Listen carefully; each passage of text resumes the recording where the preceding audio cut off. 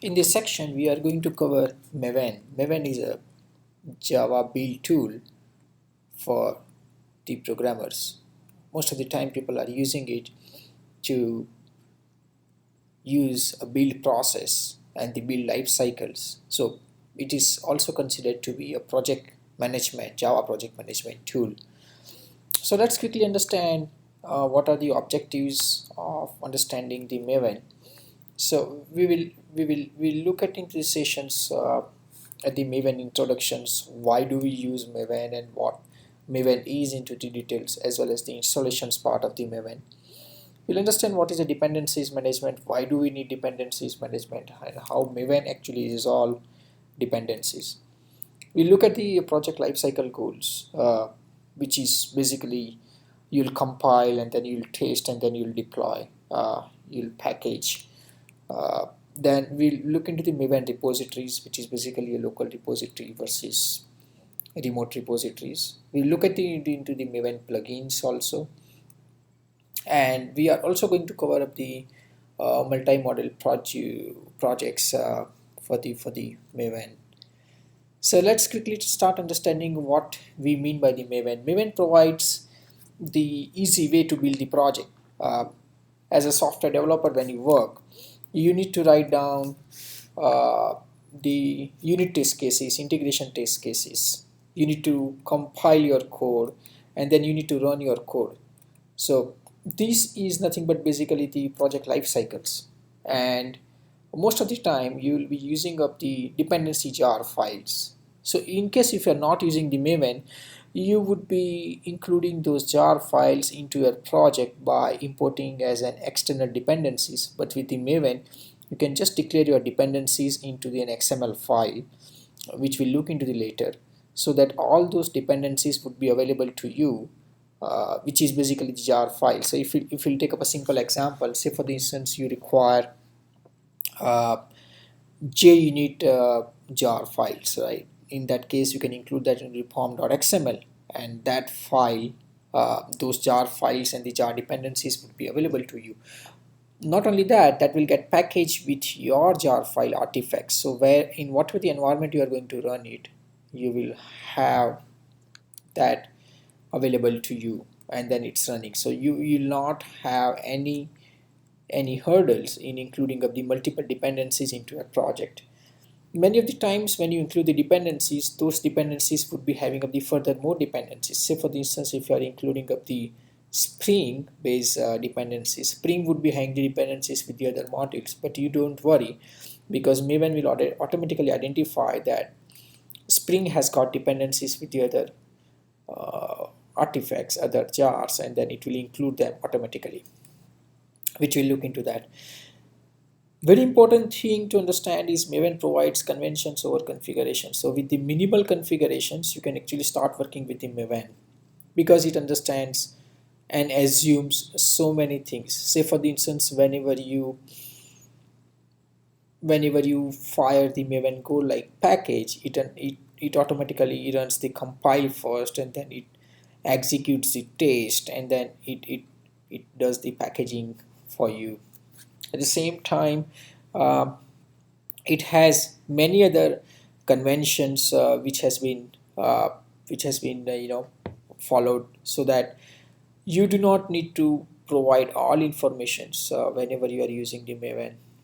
Maven objectives are makes the build process really easy, in the sense that you can actually on the local environment you can run the Maven command by which the build will get generated. Builds are nothing but basically jar files. It can be an executable jar file of your Java projects also, which typically runs into the different environments. Environment, we mean it can be a local environment or stage environment or beta environment, or it can be a load testing environment or a pre-productions and the production environment. It provides a uniform build process, in the sense that whatever the build which is basically running onto your environment, the same build would be running in and gets deployed onto the development environment, and then if some of the tests are successful, it gets deployed onto the stage environment. So you can actually configure the continuous integrations process using Jenkins or some other tools which will use these uniform build systems, which is basically release and the distribution systems. So when we'll look into the pom.xml file, which is for the Maven, we'll come to know that we can actually provide it the snapshot versions or the release versions, and then that gets installed into your repositories so that it can be used by the other parties. It also provides the guidelines for the best practices development, in the sense that it provides the guidelines of the standard software development life cycles, as well as it provides the guidelines for other best practices, which is again talking about the conventions over the configurations, which definitely you can change if you wish, but you will always follow the best practices whenever you are building up the project with the Maven. So before we actually move ahead and then quickly go ahead, we need to understand of the Maven installations process first. So let's try to understand the Maven installation. We'll just keep the slides over here. So Maven can be downloaded from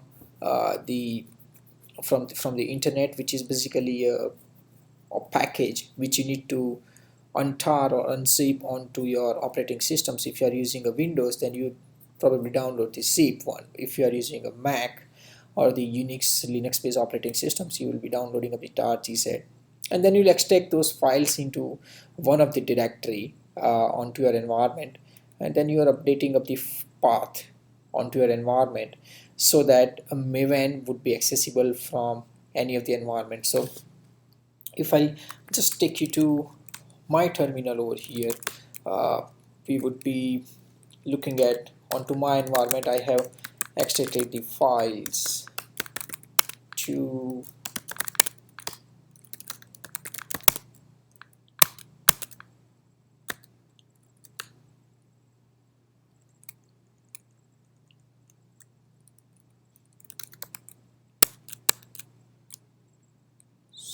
so looks like let's try to download and extract the files over here. So we can actually quickly go to the internet and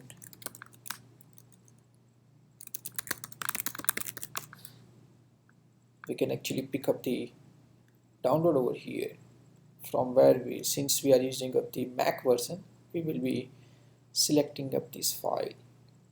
We'll let it downloaded. Should not take more time. Once the file is downloaded, we can actually see that file over here.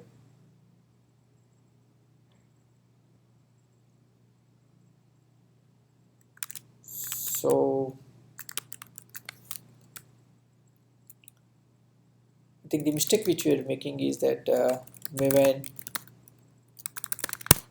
would be Maven 3.0. So if you'll see over here, I already downloaded and extracted that file with the 3.2.5 directory, which would be having up a bin directory in which we'll have a Maven command.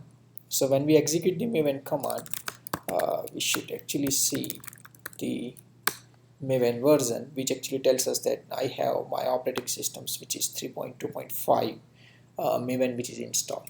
So ideally speaking, when you look at the PWD, so this is a path which should be part in your path. So if you're using a Mac, that means you should have this path into your bash profile to be updated, or if it is a Windows, then you need to set the environment variables from where this path would be included.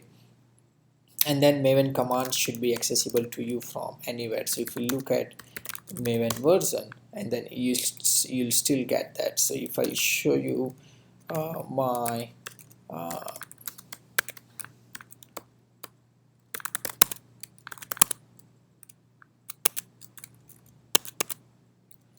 my file where my bash profile is included,